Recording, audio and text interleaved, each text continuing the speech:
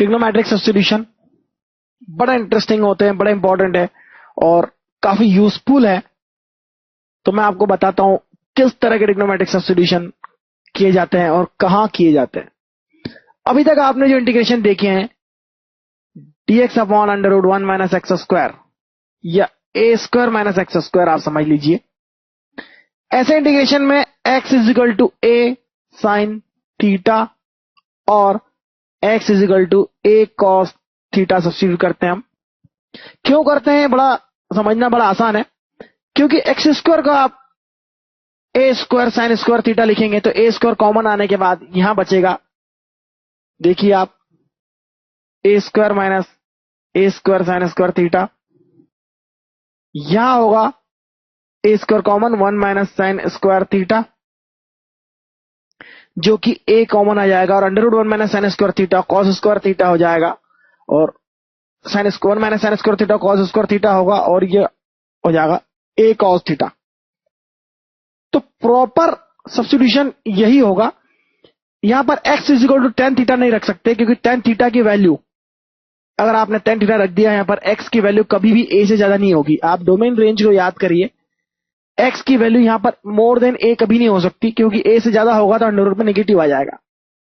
तो x की value a sine theta होगी, साइन थीटा की मैक्सिमम वैल्यू 1 है तो x की वैल्यू मैक्सिमम हो जाएगी a से ज्यादा नहीं होगी। a से ज्यादा अगर x की वैल्यू लेंगे तो अंडर रूट में नेगेटिव हो जाएगा। इसलिए प्रॉपर सब्स्टिट्यूशन साइन थीटा ही होगा और इसी पर आप सॉल्व कर सकते हैं, दूसरा सब्स्टिट्यूशन करके कभी सॉल्व नहीं कर सकते।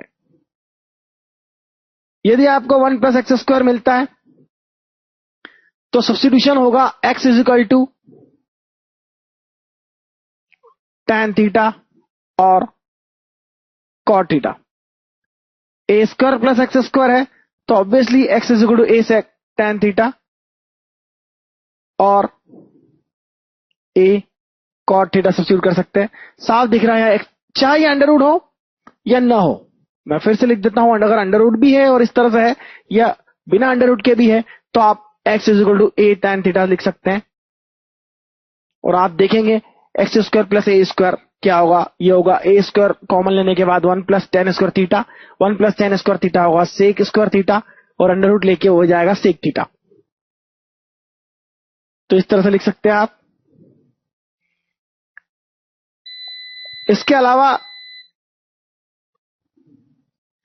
अलावा under root X square minus A square वाली टर्म है तो यहां x is equal to A sec theta और X is equal to A cosec theta ले सकते हैं। आप जानते हैं इसकी वैल्यू क्या होगी, एक्स की वैल्यू ए सेक थीटा लेने पर ए स्क्वायर कॉमन लेने पर ये हो जाएगा सेक स्क्वायर थीटा माइनस 1 और सेक स्क्वायर थीटा माइनस 1 होगा टेन स्क्वायर थीटा और स्क्वायर से अंडर रूट हट जाएगा और ये हो जाएगा टेन थीटा। यानी इंटीग्रेशन आपको याद रखना है, बस इस तरह के इंटीग्रेशन यूज कर सकते हैं आप। अंडर रूट हो तो ही आप इस तरह का टर्म यूज कर सकते हैं, यानी under root a square minus x square हो।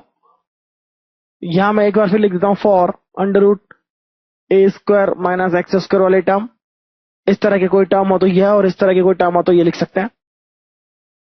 यह सब्स्टिट्यूशन बहुत लॉजिकल है। इसके अलावा थोड़े यूजफुल सब्स्टिट्यूशन में आपको लिख के देता हूं जिसे आप याद रखें तो बहुत अच्छा रहेगा। X minus alpha upon beta minus x हो या under root x minus alpha beta minus x हो तो यहां x is equal to alpha cos square theta plus beta sine square theta ले सकते हैं।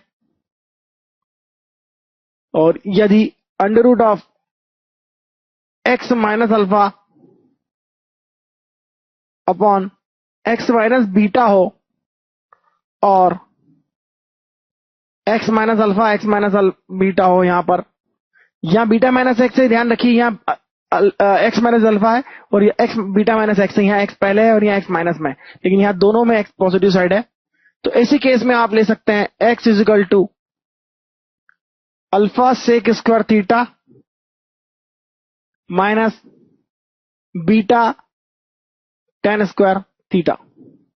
तो यह एक सब्स्टिट्यूशन है जिसे आप यूज कर सकते हैं यहां पर।